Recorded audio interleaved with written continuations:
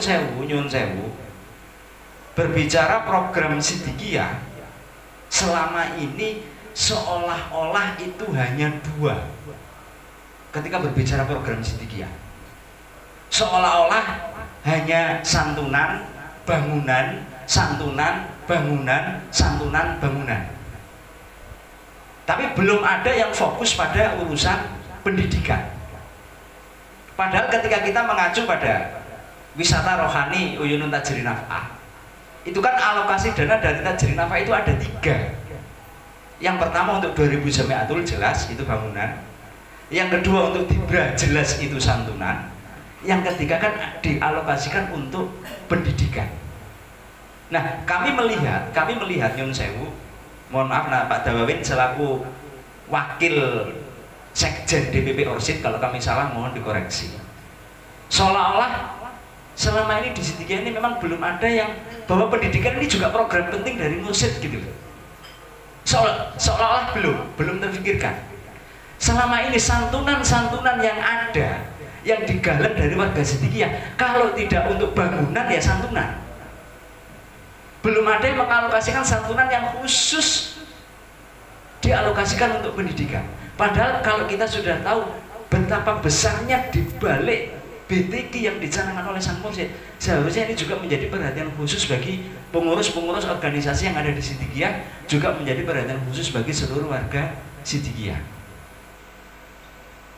Makanya di sini kami istilahnya mengingatkan lah, monggo di Mojokerto ini pendidikan ini juga menjadi salah satu fokus utama,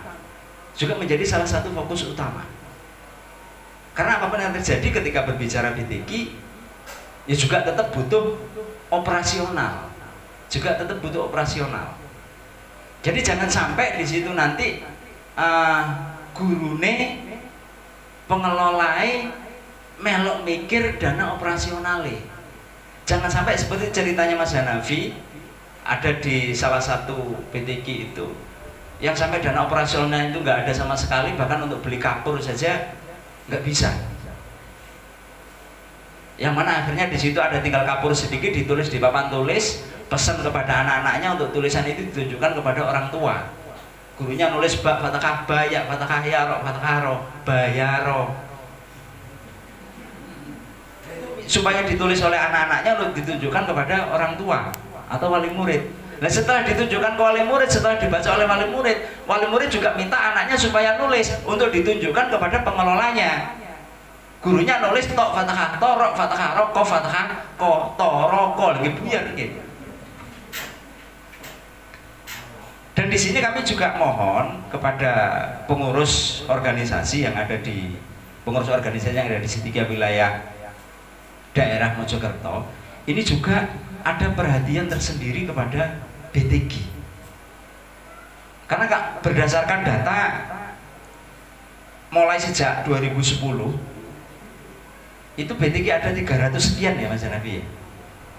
Tapi setelah kepengurusan yang baru sekarang di data itu dari 300 sekian itu ada yang sebagian itu dikatakan mati, ada sebagian dikatakan mati suri, ada sebagian dikatakan semaput BTQ-nya.